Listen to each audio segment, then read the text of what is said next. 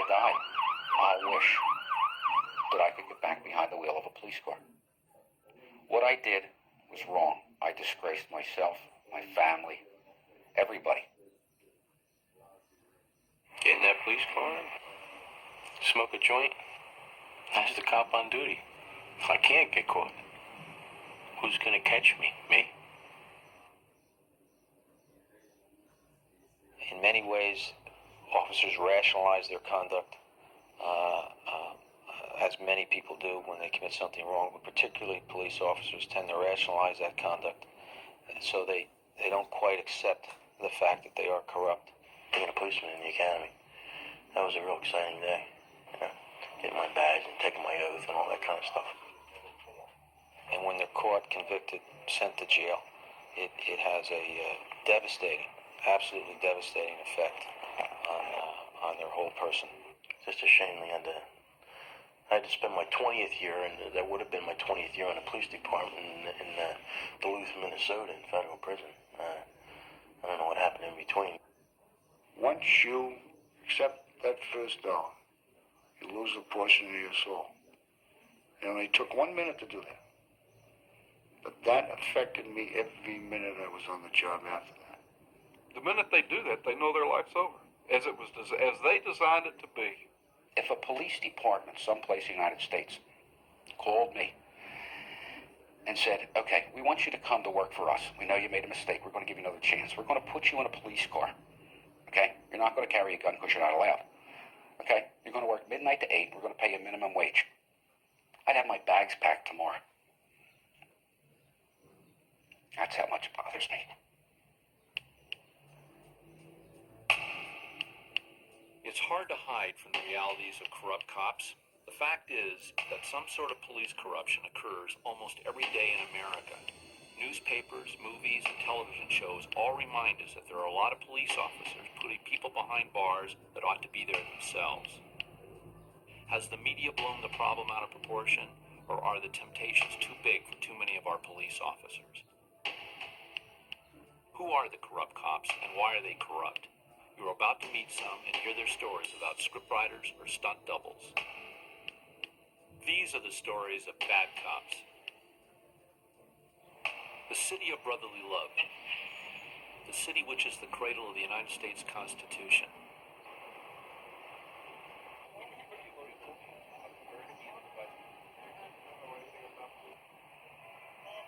Philadelphia, a city which has been a hotbed for police corruption. The easy money available in narcotics is a major factor in police corruption. Consequently, the Five Squad story is significant. Five Squad was an elite narcotics unit within the Philadelphia Police Department who made their own hours and operated independently out of separate offices in the 16th District in West Philadelphia. What some of these officers did was to systematically falsify search warrants, enter the homes of drug dealers, and on one occasion, at least, someone who wasn't a drug dealer, and steal their money and divide it up. So it was that simple. Our function was to steal money. That's why we were there. It was a twofold reason. You're there to lock up the drug dealers and to see how much money that you can steal. That's it. Cut and dry. Leo Ryan was a Philadelphia cop for 17 years. He was born and raised in Philadelphia, was married and raised a family of 3 children.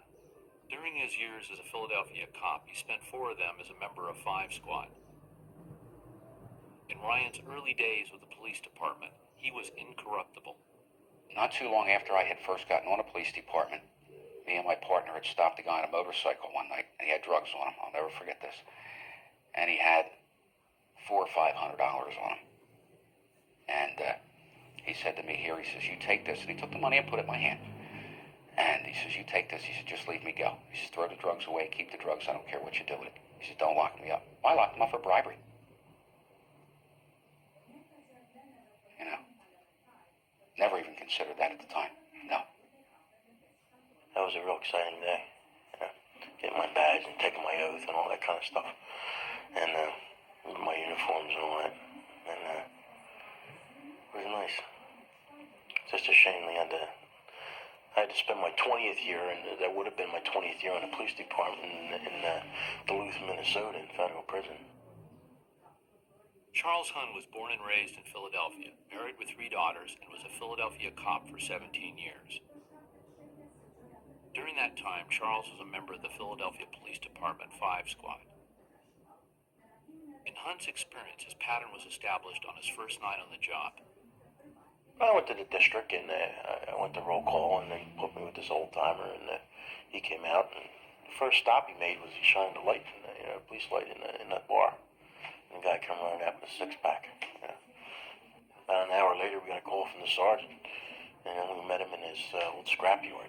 And they were there drinking on the hood of a police car and playing cards, And a couple girls in the back of the wagon, that they sort of groupies, And I looked around all this. I was really surprised. I was shocked. I really was. But the bottom line was, by the end of the night, I had my tie sideways, and the sergeant, asked me if I wanted a couple drinks, and I was playing cards with them, and because of the acceptance piece. I was a new guy, and I wanted to be accepted. The first time a cop takes money is a significant moment in their life. According to Leo Ryan, in his initial act of corruption, he was fearful and hesitant, but he found the experience easy and seductive. Well, the first time I took money was when I was still in the line squad. We referred to it as lunch money. I was assigned to the Philadelphia International Airport.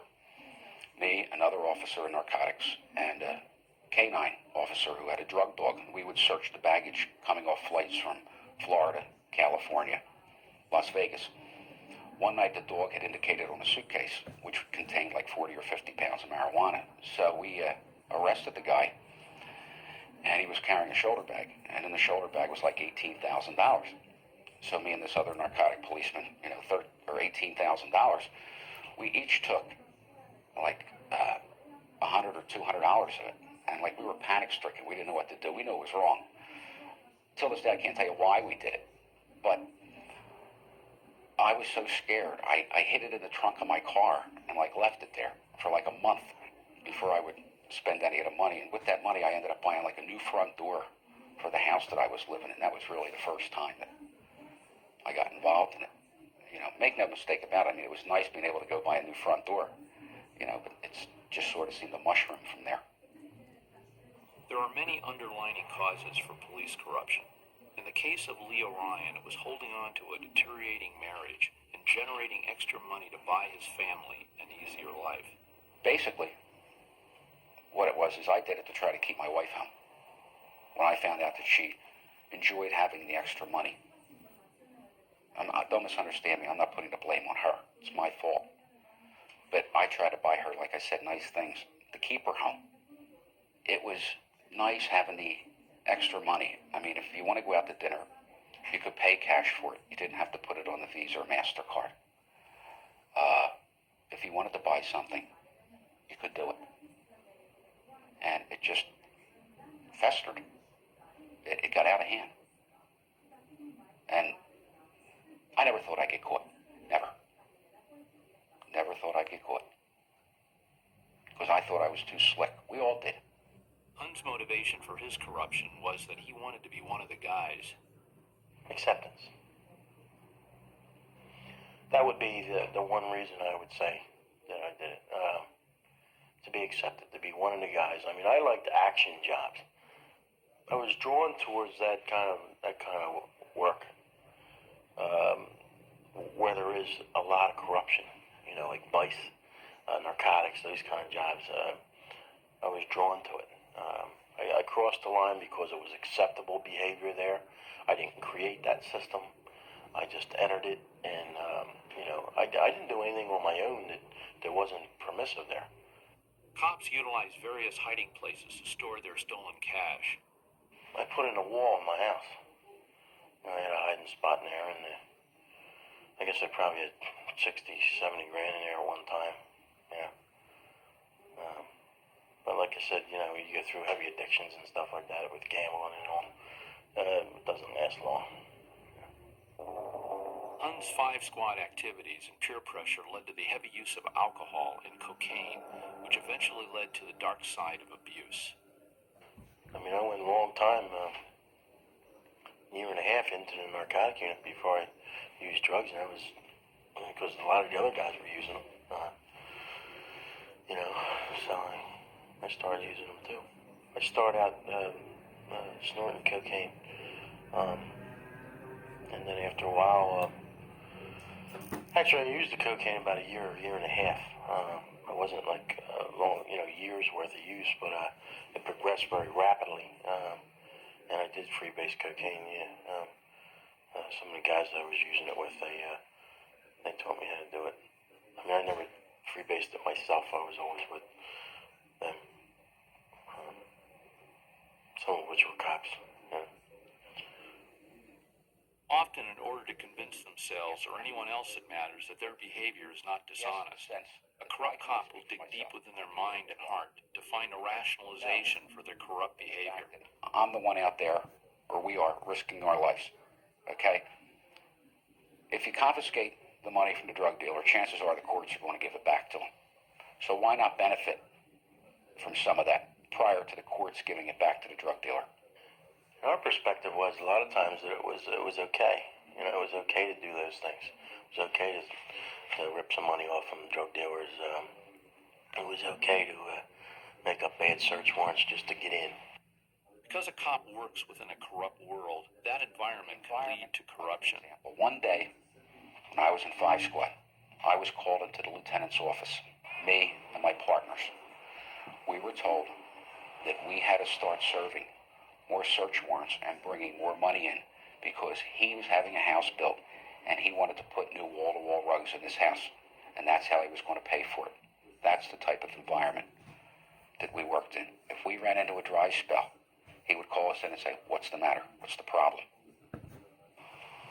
If a cop decides to snitch on a corrupt cop, the effect can be fatal.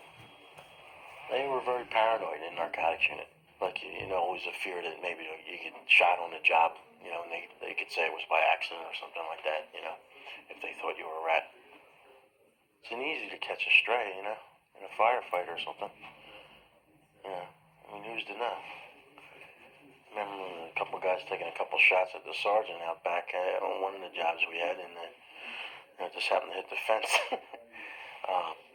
I'm laughing, it's really sick, but I mean, that's the way it was. 5 Squad members could easily rationalize the corruption because the victims were drug dealers who have no credibility in society, and it's always the cop's word against the drug dealers. 5 Squad members would lie to judges, fabricate search warrants, steal money and drugs, and get away with it.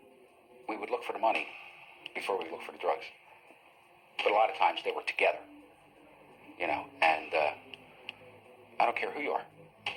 If you had $10,000 in your house, when we left, you had 5 or less. I don't care what you say. And if you really want to complain, we're going to lock up your wife and your children too. Now, which is it? You going to sign this receipt for $5,000? Or do you want me to take you, your wife, and your kids to jail? It's your choice. In a way, I was ashamed of it, but the low point in something like that came when we not only stole the money, but we started stealing their drugs and taking it to somebody else, to another drug dealer, and having him sell it. That was the lowest point of me being on a police department. Maybe on about 15 occasions, we would take drugs, and in other words, not turn all the drugs in.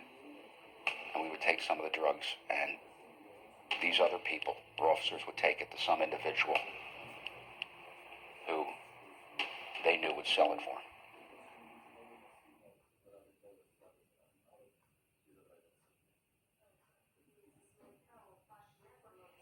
The investigation started with the cooperation of a former spouse of a member of the 5 Squad who came to the U.S. Attorney's Office and told us what she knew about corruption on the squad. Leo Ryan's wife, Nancy, went to federal authorities 2 months after Leo Ryan filed for divorce from her. After I was indicted, there was talk by one of the officers about having my ex-wife killed so she couldn't testify against me. And I didn't say no. the first time that I was approached with this. But then I'm home at night and I have the 3 kids, and I'm thinking to myself, well, if I go to prison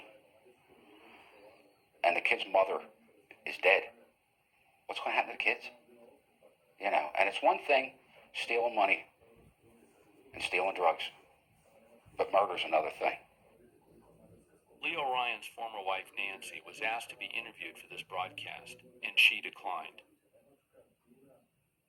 Both Hunt and Ryan agreed to cooperate with federal authorities.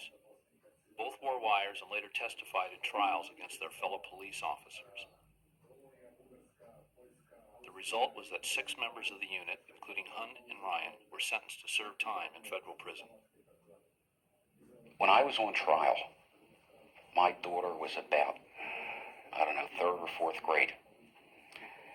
And during that trial, they have like a show and tell, and one of her classmates brought in an article about me.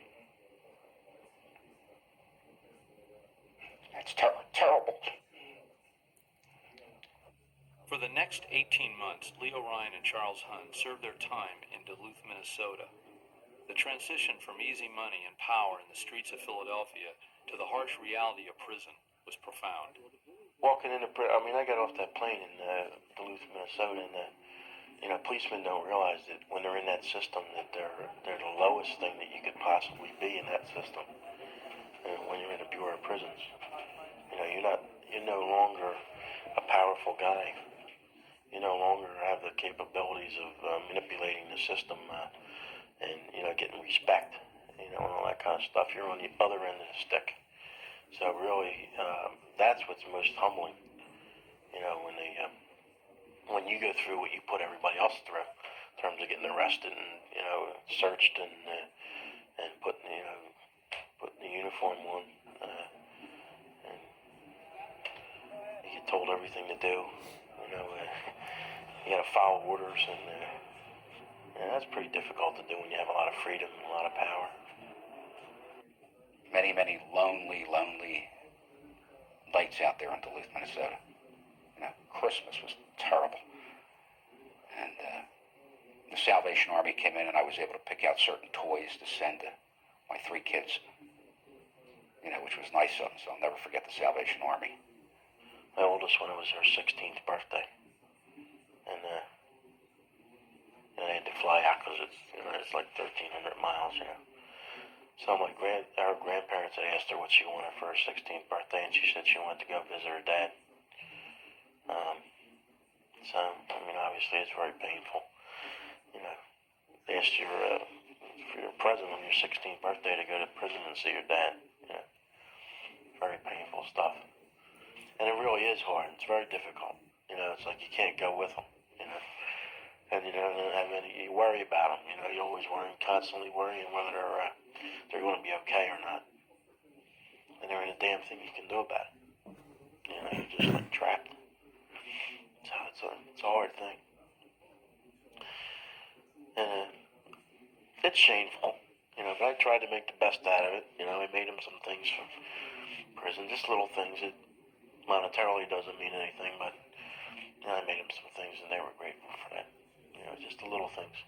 5 Squad was disbanded, but because Ryan and Hunt cooperated in the investigation, they now live with the fear of possible retaliation. There's no secret. They know where I live. And do I think they would be capable of killing me? Yes, I do. If they want to get me, there's nothing I can do about it. I'm not going to alter my life. I've altered it enough. I'm not doing it no more.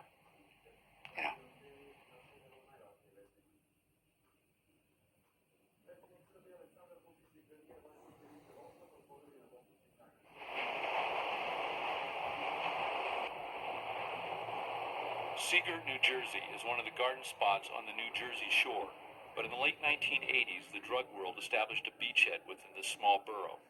Drug abuse and distribution became a reality because of 3 Seagirt cops, a captain, a lieutenant, and a sergeant. And the Seagirt Police Department had only 10 cops on the force. Did it occur to you might be breaking the law? No. No, to be very honest with you. I knew I was, but